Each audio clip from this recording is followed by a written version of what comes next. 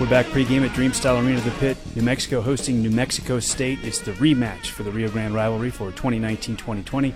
Our guest is Lobo head coach Paul Weir. Coach Weir, such a great battle with New Mexico State the first go-around at the Pan American Center.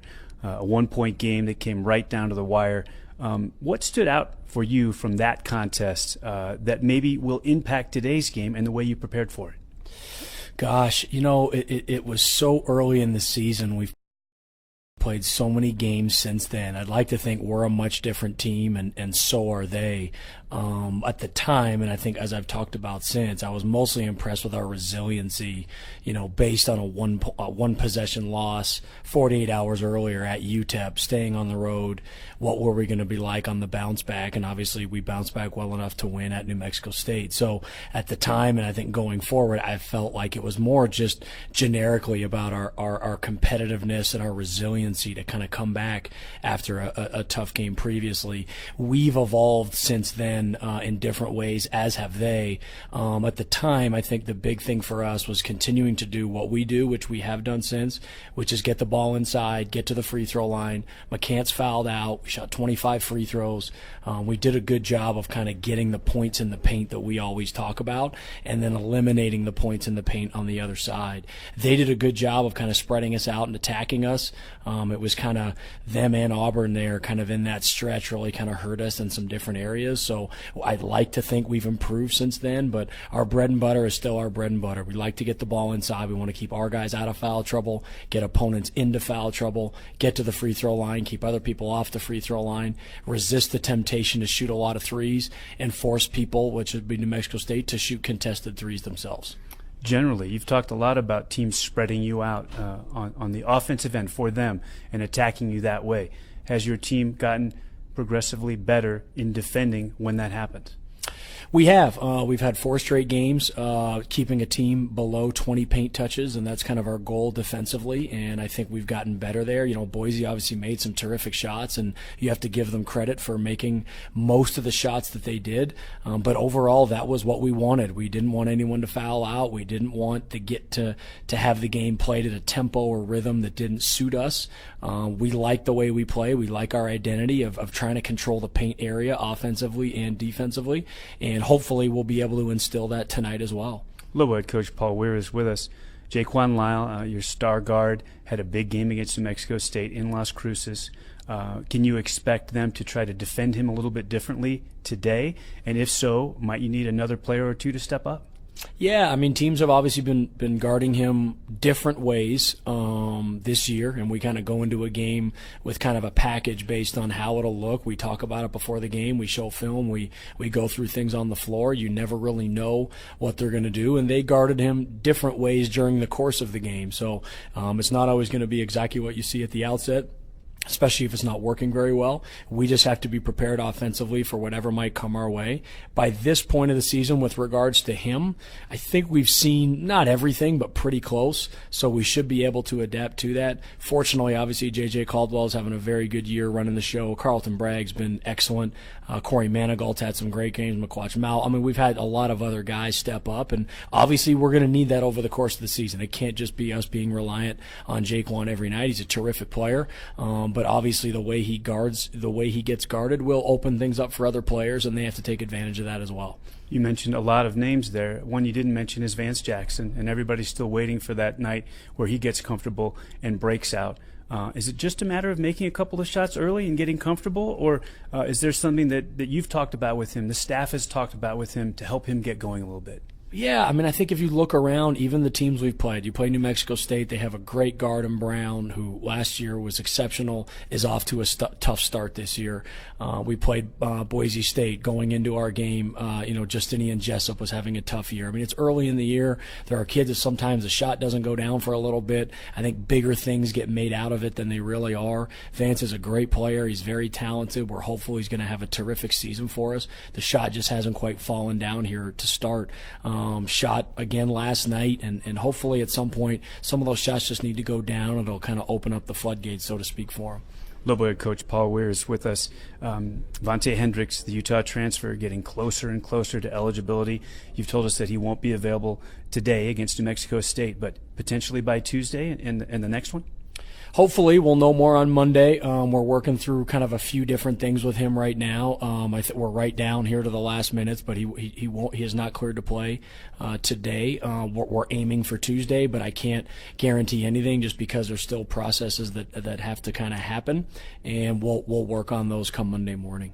Kurt Digscheiter, last trip, is he ready to go? And is everybody sort of staying the course there and staying away from getting that bug? I hope so. I think, everyone shows flashes here and there, and you start to get a little nervous. It might be something, but then when you see them later in the day or you see them the next day and they're feeling better, you feel like you're in the clear. It's just that time of year, obviously, and fortunately for now, we've escaped any kind of serious flu bugs or anything going around virus-wise that's impacted our team in any way. I had a moment earlier this afternoon to speak with one of your assistants, your new assistant, Dan McHale, and I said, why don't you, after the game, tell me if this one was a little bit different than the ones you've seen up to this point in the pit. Do you expect something special tonight? It looks like we're going to get very close to, if not a sellout crowd. These are fun games. They're fun games to play down there, to be honest with you, because it's a big deal to play in Las Cruces for the New Mexico State fans, and obviously to play here in front of our fans is special for us as well. This is kind of college athletics. This is what makes it so fun, playing in games like this, being a part of games like this. Hopefully, you've got two great basketball teams that are going to go out and compete at the highest of levels and make all the fans that come to watch appreciate just great competitive basketball from two great in-state programs that we all care so much about. Finally, some keys. If the Lobos get a sweep of New Mexico State, how do they do it and win this one here in the pit? I wish there was just one key. Rebounding is obviously one we talk about. It does have an impact on the game. However, at the end of the day, rebounding has more to do with them than it does us. And we've really tried to focus on us this early part of the year, doing what we want to do offensively, taking the kind of shots that we want to take and impacting the game the way we do, which is I've talked about, getting the ball inside, getting to the free throw line, getting people in foul trouble, utilizing our depth, minimizing kind of quick rushed threes, and then defensively doing the same thing, maybe making people take shots from the perimeter, keeping ourselves out of foul trouble, keeping the opponents off the free throw line, and making them beat us from the outside. So rebounding is obviously a big key. Trevlin Queen's an amazing player. He's a key. There's a lot of things that involve them, but really we try and focus a lot on ourselves and what we want to do, and hopefully a nice combination of that will give us a victory. Coach Weir, thanks a lot for your time. Best of luck to the Lobos. Go get them. Thanks, Rob. Lobo head coach Paul Weir, our guest. We're back pregame right after this. You're listening to Lobo Basketball on the UNM Sports Radio Network.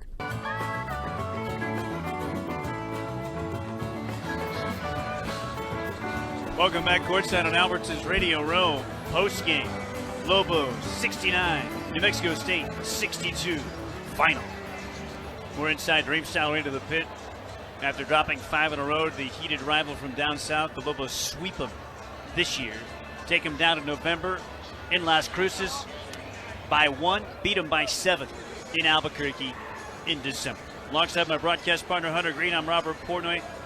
Descendant Credit Union, a proud supporter of UNM Athletics. Show your Lobo pride with a credit card, debit card, or checks from New Mexico's locally owned and operated credit union. Learn more at newcenter.org. Descendant Credit Union, power of we, insured by NCUA. New Mexico got it done, Hunter, and man, we talked about the things they had to shore up in the second half, and they did it in both categories, keeping New Mexico State off the offensive glass, taking better care of the ball, and in the process, turning over the Aggies and taking it to the house. Yeah, that's exactly what we talked about. They were able to execute. At the end of the day, the Lobos were able to execute and get it done here in the pit. Phenomenal performance all around against a team that is coming off a couple of consecutive Western Athletic Conference regular season and conference tournament championship titles in the third year under Coach Jans. They have been tough on New Mexico over the last couple of years, and now that 5-game skid is a memory. Coach Weir not only has his first win over the team that he once coached, now he has his first sweep. And it's the first win for the Lobos in this building, the legendary pit, over the Aggies since 2016. This one means a lot to the University of New Mexico. Yeah, no, well, there were a lot of good things the Lobos did this evening. I mean, you look at, although they didn't win the rebounding battle, they were able to do the things they wanted to do and get, like points in the paint. That was huge for Coach Weir, and taking care of the basketball. So they accomplished some things here, and you can see them growing. And I'm here to say it again. The Lobos haven't played their best basketball yet. There are a lot of magnificent pieces to this puzzle this year. And you're right. They're not all performing at peak level just yet. We saw a little hint of that peak level from Vance Jackson here tonight, finally. Yeah, he came out in the second half. Teammate Jaquan Lyle found him open on a three, and then he was able to get a steal and get to the rim on a layup, a little on the break. And so, it's not just scoring, but he was able to put some points on the board, and I think that brings up his spirits and lifts him up a little bit, and he's got a little more bounce in his step when he's walking back on defense. You said, and rightly so, we haven't seen the best of the New Mexico Lobos yet this season, but we might be seeing the best of Carlton Bragg right now. Right. He has been unbelievable. No question. On the boards, he's a monster. And defensively, and steals. I think he had 4 steals tonight. I mean, he's just doing it all. He's very active for a big. I mean, that's huge for University of New Mexico basketball team to have a rim protector, have someone who can score at the rim. It's exciting to watch. The Lobos turned New Mexico State over 22 times in the final analysis.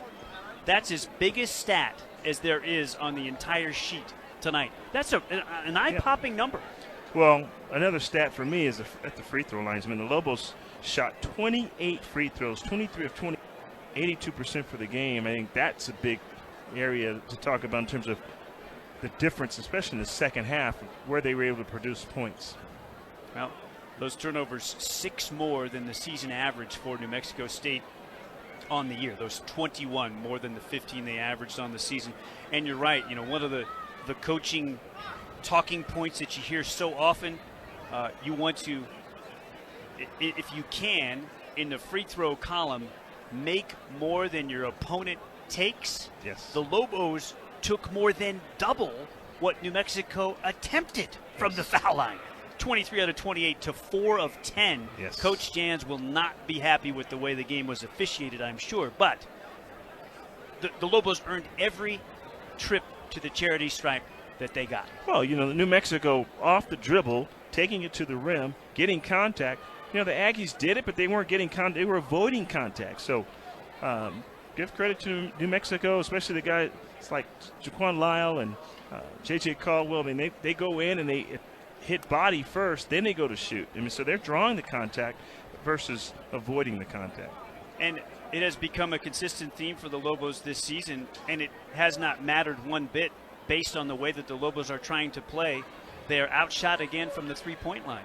The opponent shoots a better percentage and makes more, and it doesn't matter. No. The Lobos are 10-2 because New Mexico plays inside out. In the paint, baby. It's a higher percentage shot.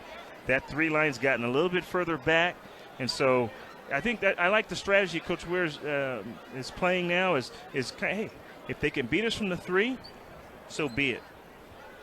Take the fastest internet to the house with Xfinity XFi. Stream the Lobos all season long on every in-home device, no matter where you watch. It's beyond Wi-Fi. It's XFi, Xfinity, proud partner of the UNM Lobos.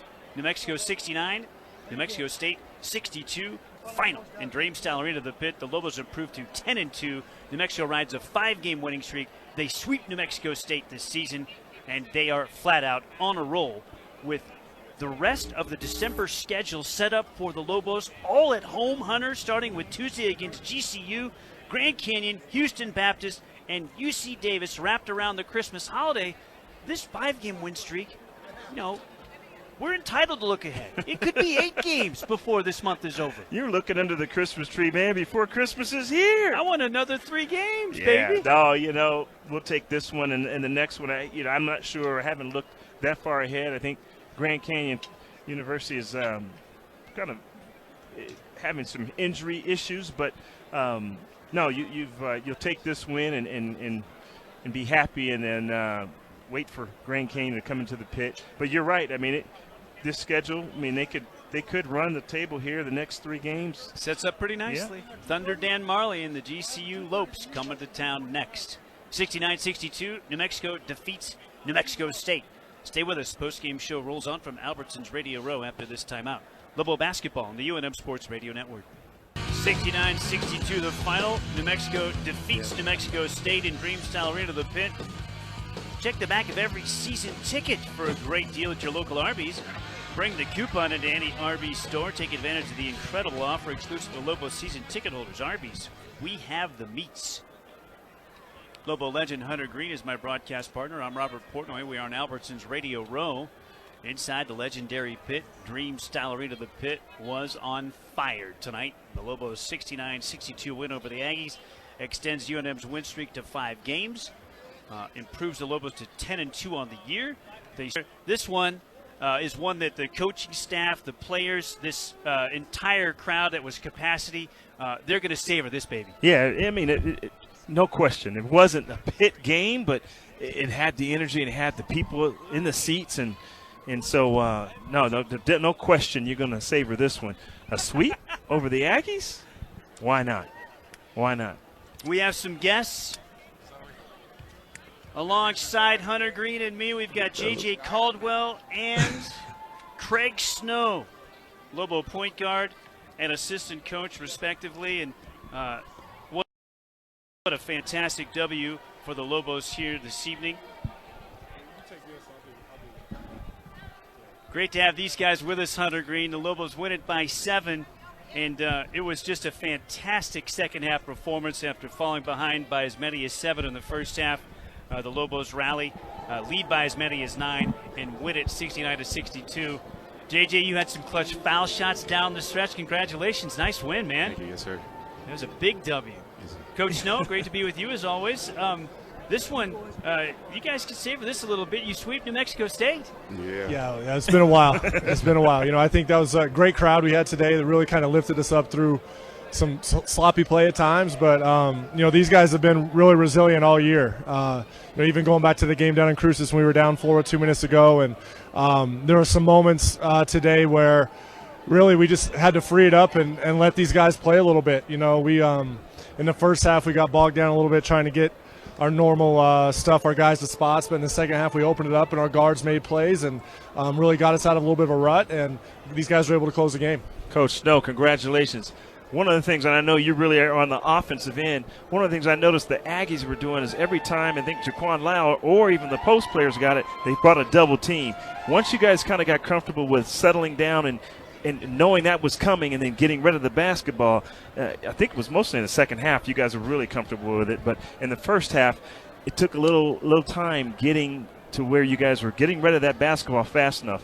Yeah, I think, you know, there's definitely an adjustment period for us there, and you know, that's the whole idea of like offensive basketball, right? Like you create a 2-on-1. Right. So you get 2 defenders guarding you, and now you've got outnumber on once you get it out. And I think as the game wore on, our guys got increasingly more comfortable with that, just like you mentioned, Hunter. And the guys started really sharing the basketball. I think, you know, we've got a lot of individually talented guys that draw 2 guys, and they need to bring 2 guys, or else we're going to have one-on-one on the block or one-on-one at the elbow with certain guys. And the guys moved the ball around, and we had a pretty good overall team effort in the second half. Just couldn't be more proud of these guys for what they did today. This guy next to you, J.J. Caldwell, he gets in that painted area and just causes nightmares for a lot of guys. Opportunities for his bigs. As you throw one lob, and I was like, how did he see that? I think it was the Corey Manigault. Was that? I mean, it was just in the first half, right? Yeah. It's just, I mean, like getting in the paint. We got good bigs that can finish around the rim. They're very skilled, so it makes it easier on me. Puts pressure on the defense. So the coach gives me a lot of freedom. So I thought you threw that a little high. He told me last game I ain't throw it high. He said, throw it up there, right? Throw it up there. In the Wyoming game, he had one backside. He just laid it in. He got fouled, and so he told me to throw a little higher this game. So I gave him a chance. He went through it. It was pretty. Oh, it was pretty from over he here. made it look good. Beautiful.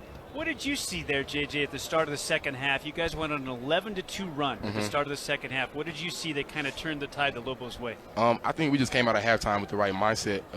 You know, it's another 20 minutes. We played bad. We were only down by 2 points, and they were making good shots. And so I think we went out with the mindset, like, we just got to get stops, and offense is going to come either way. We just got to play defense. So we've heard Hunter talk about it. We've heard Coach Snow talk about it. But after double-digit turnovers in the second half, you guys really, you know, tidied things up and played just tremendous basketball the last 20 minutes. What was different? What was talked about at halftime regarding that, and what was different in the second half? I just think, like, when it gets towards the end of the game, we just get just more cautious, and we want those extra possessions that we have. You know, if we get a stop on defense, so we just take care of the ball more as the game goes on longer. So I think that's going to help us in the long run in the conference play. So you guys look good right now, man. You guys are what, 5 in a row? Yes, sir. I mean, keep it going. Have you guys even hit your potential yet? No, I don't think so, because it's still December. Like, we ain't even got to January, February yet. So we still got 3 more games of this year left. So I think we'll hit it. We'll hit that ceiling, you know, next year. But right. At the right time. Yeah, the right time. Yes. Yeah, the right it time. Looks good, man. It looks good out there. I'm telling you. You know what I love to see? What really I think the fans love to see it, and you could sense it. That really tonight, you guys were pulling hard for each other. The way Jaquan reacted when he set up Vance for that early second half 3, and Vance knocked it down. You guys, it feels like everybody's rowing the same direction, and I could really feel that tonight. Did you see that too? Yeah. Even when somebody did bad, I think this was one of the games where, like, we picked each other up very well. Like, even when guys made turnovers, when I made turnovers, they was picking me up like I did something good. So it made me, you know, want to play, want to be in the game more. So I think that helped everybody out. Did you see that tonight as well, Coach? No question. And I think it's grown as the year's gone on. Yeah. I mean, you had a lot of you know, you might call them unsung heroes. I mean, the 2 threes Keith McGee hit tonight were huge, and you know, he stepped up at times, like in the big game, like with this is whenever, you know, the lights are on, so to speak. Like, he showed up tonight, and he had a tremendous game. I thought Zane Martin was tremendous tonight. He had a really good stretch in the first half, and then in the second half he had some big rebounds, and also the maturation of the team of, you know, we had a lead. We got the rebounds late. We weren't pushing the ball up the court. We had some really good decisions, I think. And, you know, overall, from our guard play, I think we have closers. You know, at the end of the day, you know, JJ and Quan and then those close games, and Zane has done it at times, like, and CB makes his free throws. We have guys that know how to close games. Like, they've been here before. They don't get rattled. And we can keep continuing to grow on that as a group. And, you know, I think like you mentioned, like JJ talked about, there's still a lot of rooms for improvement, but, you know, these guys have done everything we've asked them to do to this point. You could play some offense yourself. You are deep into the Lobo offense, and you talked about Zane Martin. Has there been a discussion with Zane regarding, you know, and you told me pregame that this is a team that loves to flop and take charges. They got him once, but he hit 2 beautiful jump stop, intermediate jumpers off the drive, where previously we've seen him knocking guys down trying to get to the rim. Is that something that you guys have worked on with the We team? definitely, and in the first half, some of our problems, we weren't coming to stops, you know, and one of the things they do, they don't block a lot of shots. They don't have a ton of rim protection, so one of the ways they try to take away from that is taking charges, or, you know, and sometimes, you know, the way to say it is a flop, you know, but they tried to take 11 on us down in Cruces, and you know, Quach had a play where he came to a great 2-foot stop. Zane had one. Our guards in the second half got to the paint. They were just under control. You know, you don't have to be in a hurry there. You can take your time. They're not going to block your shot. You know, just get it up on the glass. And I think it's just those are the fundamental things we have to continue to get better at and continue to work on as the season progresses. Let us inside your head a little bit, JJ, as a point guard, as a facilitator, a setup guy, and when you push and when you're a little more patient. I see it. I can see it happening in real time. I don't know how you do it. Sometimes you do turn it over, but usually you make incredible decisions. You talked about the way it changed a little tonight, where you guys started taking better care of the ball. But how does that all come? You know, how does that all happen in real time? Just practice with my teammates, because coach switches us around a lot. We play with different fives, so you know, fast breaks is kind of what we want to do. But if we don't have that, you know, we can play the half-court game too, and that's what we kind of worked on these past few weeks, the weeks we've been practicing. And I also think that, like, being on the fast break, when you got dudes that, you know how to fill lanes, know how to score, know how to play with space, it makes it easier on me, because now I have multiple options and just not 1 or 2. I have 4. Do you feel like you're getting, in terms of chemistry with your teammates? Is that developing? Developing every game. Yeah. You kind of know what they're going to do instinctively, yes, where they're going to be on the court. Yeah. You know, has it come more quickly with some guys than others? Like me and Wap and CB, we connect really good, just because, like, I like to post feed and they like post feeds, obviously. So I mean that got good real quick. So our guards, we're still learning each other. Still, it's game 12. So I mean, we still learn each other, and we're still trying to get better. So I mean, you just can't throw it to McGee because he keeps pointing at the rim, right? Yeah, Kuz get a lot of those. So it's like he think he gonna get every one, and I think he's gonna get every one too. I think he's gonna get every single one. He's always pointing at the rim. Yeah.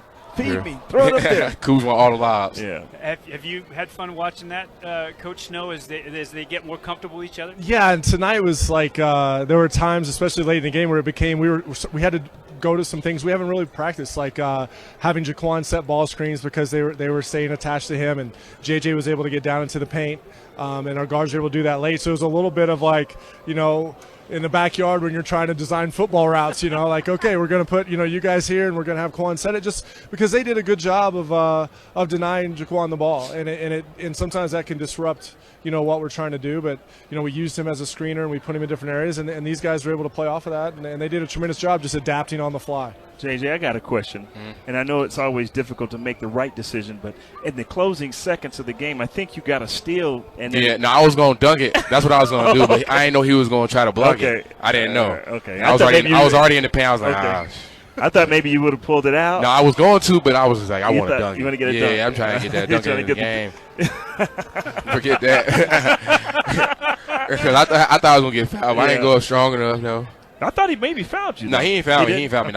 Okay. But all right. I got fouled down there, though, a couple times down here, but that wasn't the foul. I don't know if Coach Snow, is that what you wanted to do, go for the dunk? Or I think as good as these guys have been, there are still moments for coaching and improvement, right? But I knew it right away, though. I said it right away. I already pointed at my chest right away. That'll be a teaching moment. But, the one thing that we started to see today is maybe we can post up JJ a little bit. Yes. He went inside early in the second half, and, he's got a really unique offensive skill set. I noticed he's really good at using the angles. That left hand and using the rim and the backboard is hard to block your shot because you go to the left hand. Yeah.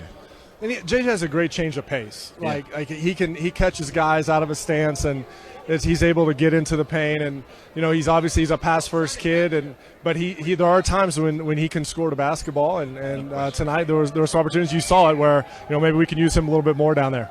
Coach, no question. Congratulations, man. Thanks for being with us, Coach. JJ Caldwell. Congratulations to you as well. All right. Two outstanding Lobos. Lobos are winners, 69-62. Coach Weir will join us on the other side of the timeout before we get to the break. How about we get to a Toyota drive of the game? You're going to love this one.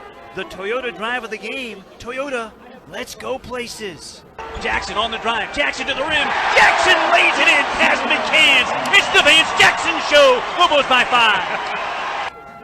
There it is. Vance Jackson with her Toyota drive of the game. Toyota, let's go places. 5 straight points for the Lobos early in that second half. 38-33 lead. It would be a 42-35 lead before it was all said and done at the start of the half. The Lobos trailed 33-31 at the break, went on an 11-2 run, and New Mexico took that run and rode it to the finish line for a 69-62 win. Lobo head coach Paul Weir. I just want to say something. Please. Yes, sir. All right, we're going to take a quick break. When we come back, Coach Weir will join us. Lobo 69, New Mexico State 62. Lobo basketball, the UNM Sports Radio Network. Back for a final time, courtside on Albertsons Radio Row. Dream style read of the pit. It was a true pit game today as the Lobos take down the rival New Mexico State Aggies 69-62. Some Lobo baseball alums got together a little reunion. They're actually playing a little 2-on-2 right now on court. I see Austin House, Double-A, Alex Albritton. I think there's Josh Melendez, Sam Wolf. It's been a real party in the pit today. Hunter Green's my broadcast partner. I'm Robert Portnoy, 69-62. The Lobos defeat New Mexico State. Coach Weir is with us. Paul Weir's alongside. And a sweep of the Aggies. Coach Weir, I wanted to mention Jack Nixon, a longtime broadcaster of New Mexico State, had to miss a little time with a little health scare, and you went down and said hello to him to see how he is doing, and it's great to see him back courtside with his team. It is. He's a tremendous broadcaster. Obviously, I've never actually heard him, but just like you, Rob. You're always working. You work with someone for a while, and you begin to appreciate somebody, and I'd heard that, and just wanted to kind of check in. So I'm glad to hear, and he's doing very well. So for you, what was different in the second half? How did you turn around the rebounding numbers, the offensive boards and second chance point numbers, the turnover numbers? You flipped that script. It was you dotted I's and crossed T's in the second half. Yeah, I told the guys at halftime, forgetting the score, I thought a couple of different kind of threes that went in, technical fouls. I thought we were in okay shape. The foul number was in our favor. The free throw number was in our favor. And we've been in this place a lot of times where people know we want to play to the paint. They know we want to, and they're ready. And they've got their double teams, and they've got their fronts, and they've got all these things. Just give us some time to work through it. Give us some time to figure out where the holes are, how we can exploit it. And it just takes a little time with us sometimes. And we've been a second-half team a lot this year, particularly offensively, because it's hard to play post defense on Carlton Bragg and Corey Manigault and Jaquan Lyle for a full 40 minutes. You can be excited at the beginning, and you're ready to rock, and you're ready to play, and they were. New Mexico State was awesome tonight with their defense, but it's just hard to do. The physicality of those guys down there, it wears on you over the course of the game, and I think it wore on them, obviously, with us being able to score more, but there just wasn't the same tenacity with them going to the glass because it takes so much out of you down here, and that's our recipe. I can't guarantee it's always going to work. If you can make a lot of three-point shots, then you'll have a chance against us, but you've got to be able to guard us in the paint, and we're not going to try and give you anything down there. One of the defensive strategies, we talked about this with Coach Snow, is that they were not only doubling on the post, but they seemed like they were double-teaming Jaquan Lyle. For sure. And it seemed like it took him a little time to adjust, but real quick he recognized, hey, it's coming to me, and I'm going to get rid of it. And I know. A couple of times he found McGee open, I think maybe Jackson. It just takes you guys time. talk It about takes that? Did you all of guys us know time. that? Yeah, for sure. I mean, that was the first time they ever just literally started running a guy at him. And the next play out, we used him as a screener instead, and JJ got all the way to the rim and lost it, unfortunately. So then we went back to Jaquan just to not get carried away. And then when they came, he gave it up, and we made good plays. So really, though, our offense tonight, we were trying to undo, but I thought New Mexico State's defense was good. It was our defense, I thought, that over the course of the game, That's right. we defended well enough to win.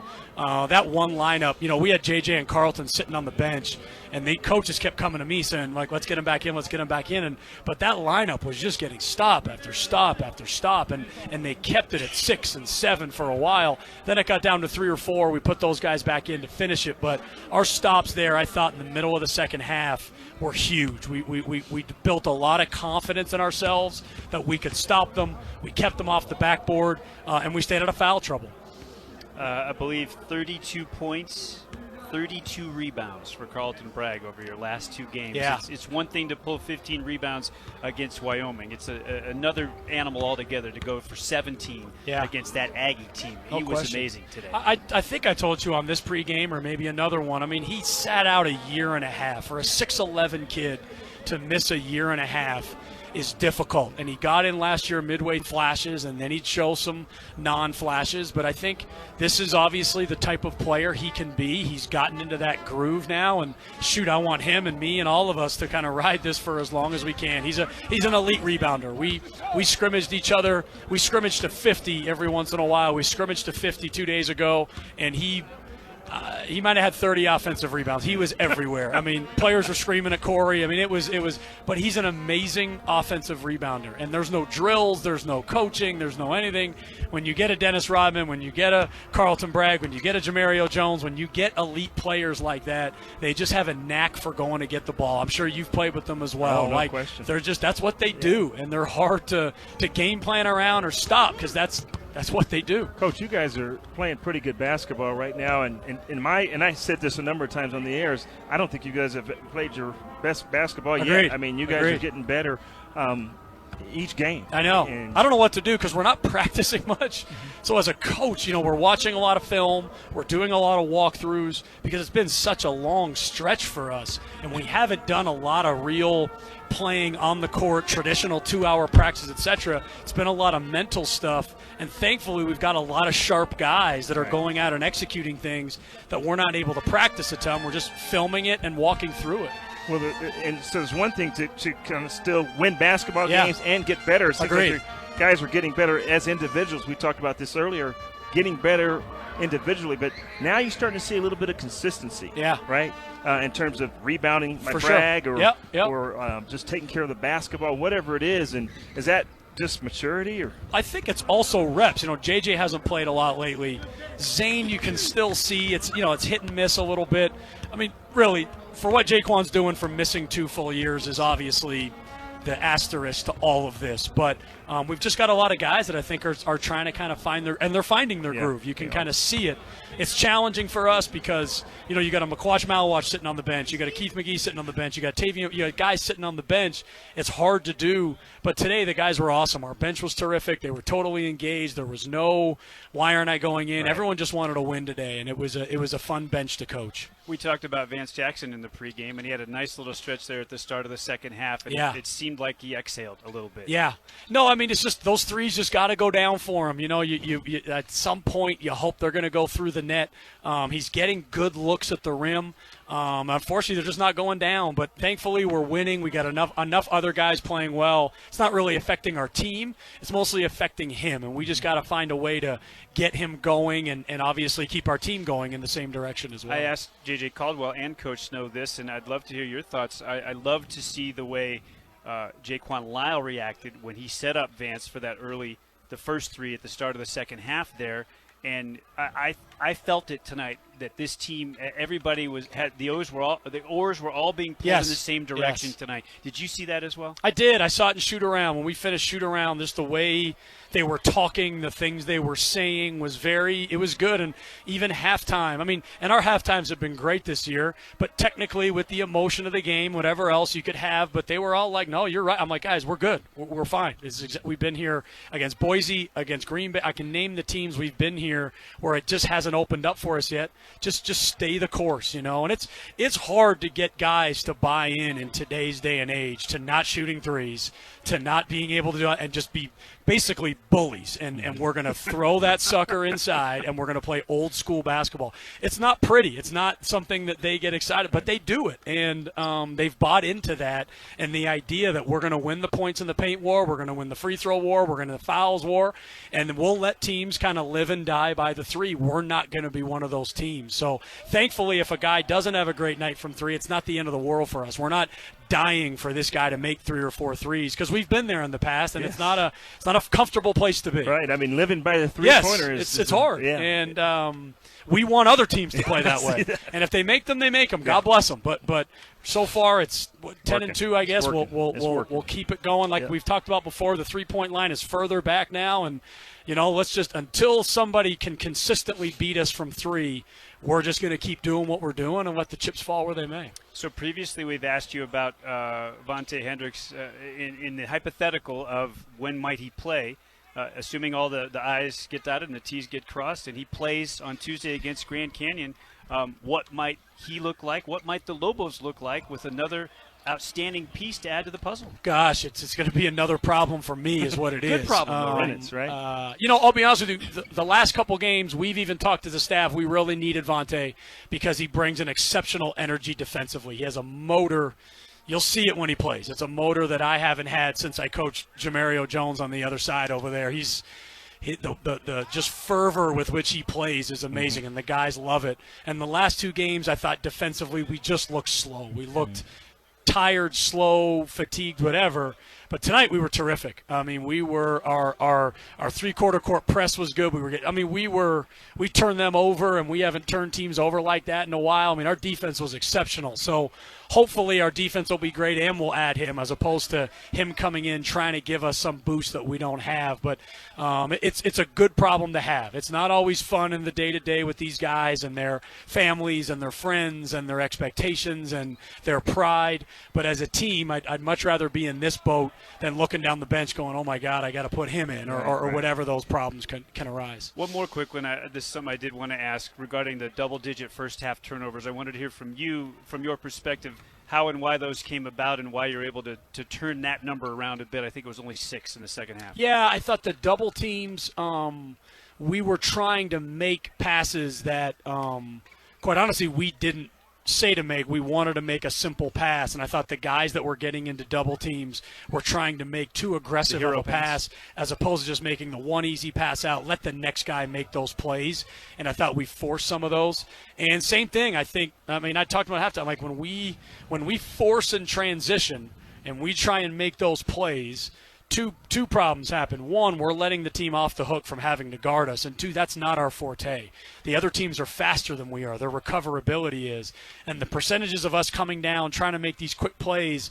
I'm not saying it can't happen; it will, but we let teams off the hook, I think, there as well. So when the turnovers are because of us, when the turnover because we're not making the right reads or we're forcing things, I feel okay about them, as opposed to just being overwhelmed, going, "Oh my God, what can we do to get the ball entered?" or "Oh my God, what can we do to get the ball inbounded?" or whatever your problems can be.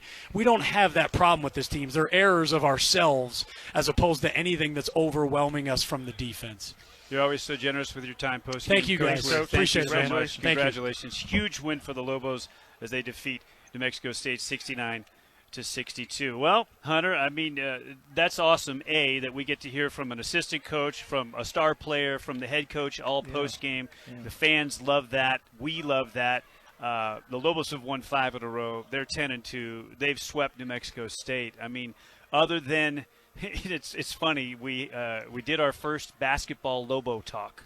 Coach Weir carried the entire hour. Coach Bradbury couldn't be with us for this first Lobo talk. We did it from the studio, and I asked Coach Weir if there was a regret at this point in the year, and this is before tonight at 9-2, would it have been UTEP, and what would you have done differently against UTEP? And he said, first thing you think back, maybe we didn't work on free throws enough. Maybe I got too relaxed with the way, and we missed 11 free throws. Road game, though, right? Was their first? That's a great question. The first road trip. Free throws are a little shaky when you first get out there. You're absolutely right. That is the first road game, first trip. Yeah. So they missed 11. But he said, I wonder if I should have called timeout and set something up on the key possession. But my philosophy's always been to let them play, and you're going to get something better rather than letting the defense get set up. Right. That we're picking at nits, right? I mean, that really is nitpicking. That the Lobos are 10-2, and that's the only thing that we can find that we'd like to be better at this point in the season through 12 games. Right. Yeah, you just tossed. That's when you toss out the window. Yeah. No, I'm pleased with the team. I'm pleased at how they're coming together. And as I mentioned, the coach, the consistency you're starting to see, the play of each individual, like Bragg, he's doing these double-doubles, and of course, J.J. with his defense, and Jaquan Lyle, and being unselfish, trying to, find his teammates and taking the offense when they give it to him, and just things that are just kind of coming together, just these pieces. And like J.J. said, we're still like midway in December still. We haven't even hit the first of the year. Just incredible. And you get 17 rebounds, and you're still 3 off of your career best with Carlton Bragg. You had 20 against Wyoming a year ago. This is an unbelievable night, man. This was fun, partner. It is. It's always fun when you win. and you beat the Aggies, you right? Beat the rival, even better. Yeah, even better. Okay, so let's tee up Tuesday for the fans. Grand Canyon's coming to town, and going for 6 straight. Lobos won 4 out the gate, and now they've won 6 straight, 10-2, and I knew Coach Weir would deflect the question, so I didn't mention you got an 8-game winning streak staring you in the face, Coach, right? But they do. 3 home games coming up here before the month is over. He doesn't like to think out beyond the opponent just in front of him. Exactly. Right? Yeah. Yep. But and a chance to get another home win. Yeah, it'll be fun. I think this team's got tons of potential. Haven't even started to reach their potential yet, and even the player J.J. Caldwell says it. He says, no, we're starting to feel one another, and especially in game situations. And man, it'd be nice to see these guys peak in like February, March, and get us to the tournament. Exactly. All right, get me off this air. Thinking back to 2013, 2014, the last time the NCAA tournament was part of a Lobo season. Okay, let's see. We've got Grand Canyon on Tuesday. That's December 17th, 7 o'clock tip-off, 6:30 airtime with the pregame show on the UNM Sports Radio Network. My broadcast producer and engineer is Mike Vitale. He crushed it as always. My partner is Lobo legend Hunter Green. I'm Robert Portnoy. We hope that you be with us when the Lobos and Grand Canyon battle on Tuesday next week, 7 p.m. here at Dreamstyle Arena, the Pit. It was a packed house tonight, and the place was electric. Yeah, it was. I mean, the play was a little choppy. Yeah, choppy, hesitant, Spotty, and they weren't, deliberate, like you said. I think that was one of the words. But the fans were engaged. They were here, and it's always fun to win in the pit, man. Oh, yeah. All right. Your final score for the final time. Your Lobos are now 10-2 on the season. They have beaten New Mexico State in the legendary pit for the first time since 2016. They have swept the Aggies this season, and that 5-game skid against New Mexico State is a distant memory. Coach Weir has his first 2 wins over the team where he was a coach for a decade. New Mexico, 69. New Mexico State, 62. So long, everybody. You may listen to Lobo Basketball on the UNM Sports Radio Network.